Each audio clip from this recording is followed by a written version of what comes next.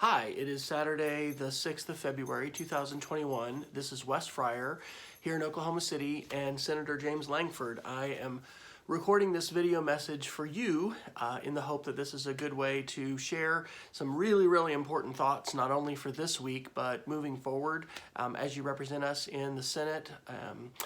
I've been thinking about this for a while, and anyways, I've taken some notes. So there's three things I'd like to really share with you.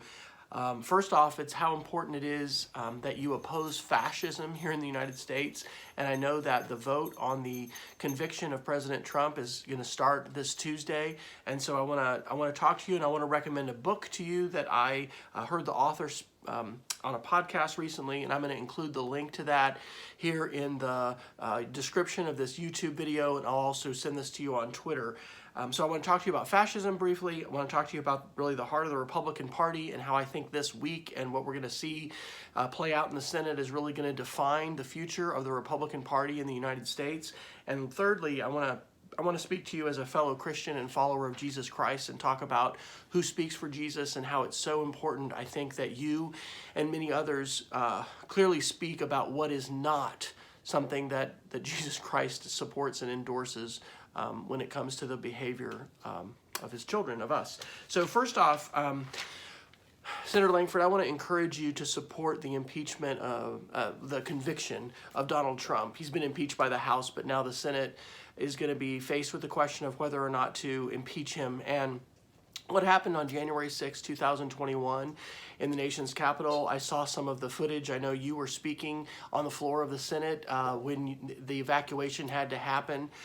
The role that President Trump played in inciting that mob and in releasing literally the forces of darkness, in a much more visible and tangible way than I think any of us had probably seen. I mean, we saw Charlottesville, we've seen other kinds of things happen. I never imagined that we would see the kind of brazen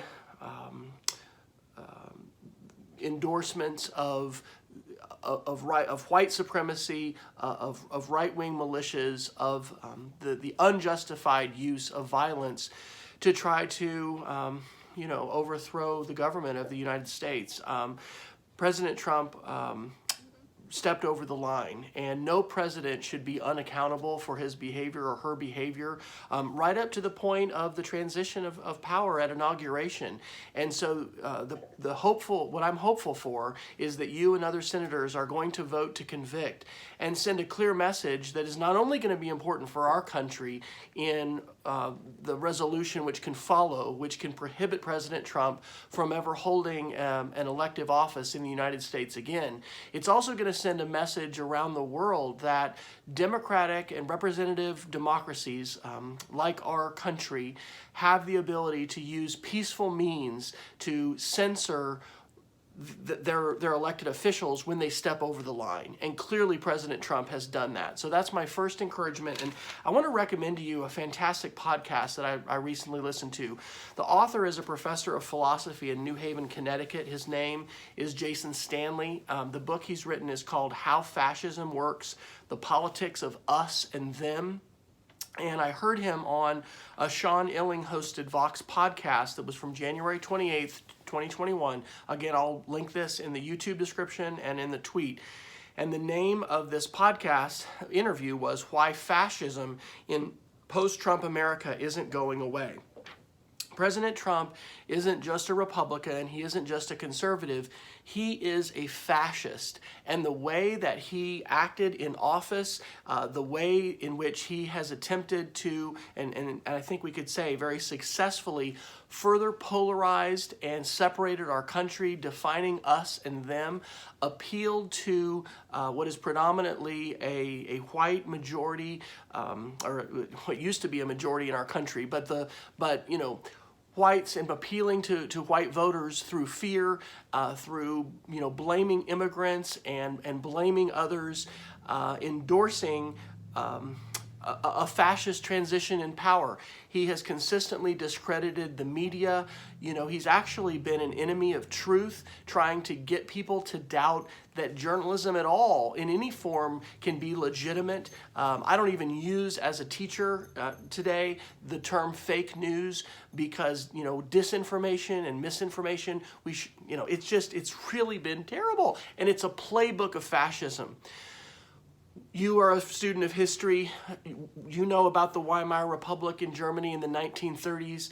There are some really, dangerous there's always been a dangerous potential in democracies for some of the worst elements to be able to have a voice. And we are at a point, not only with social media, but with all of the tools of speech that we have, in needing to look at restricting and limiting speech in some ways. Some things have happened, with Parler being deplatformed and things that the tech companies have done.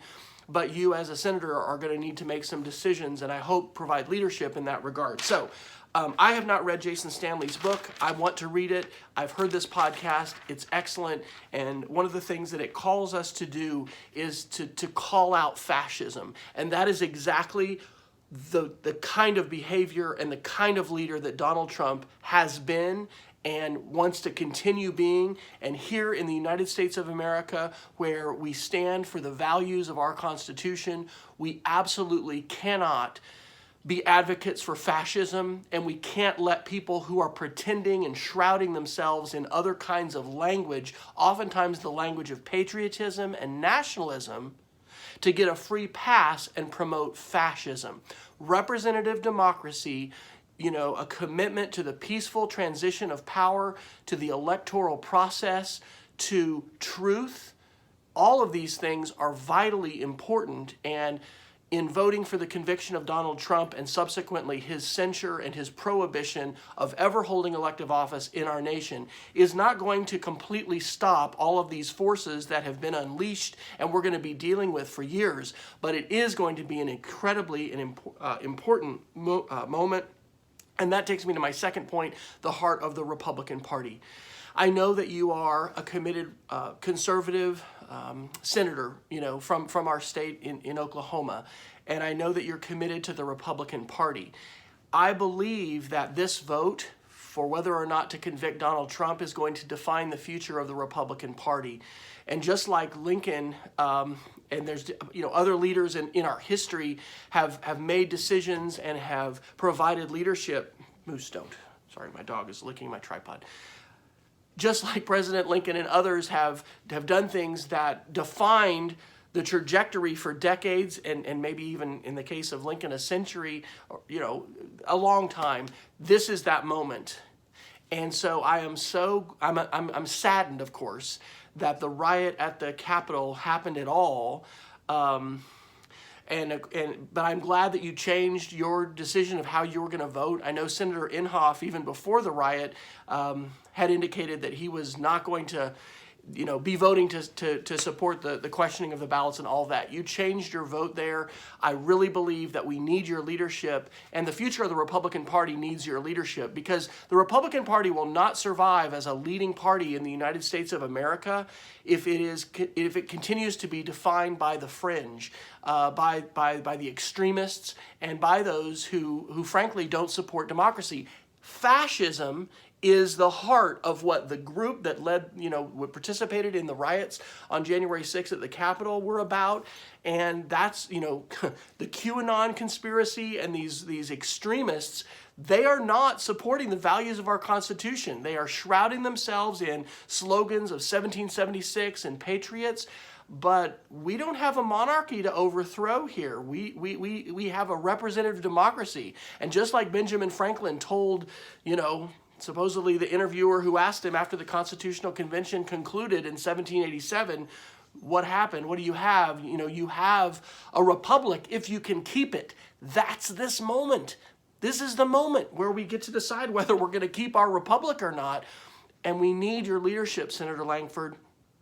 to define the heart of the Republican Party, to turn away from fascism and to embrace the values of the United States Constitution and representative democracy. And then the very last thing that I want to share with you is, I know that you are a follower of Jesus Christ. I am too. I am incredibly distressed by the way in which the name of Jesus has been hijacked and has been used falsely by not only President Trump but others. I do not believe, as I read scriptures, that that racism, bigotry, hatred, these are not the values of Jesus, and also just the values of, the polarization that comes from fascism. Okay, this is not Christianity.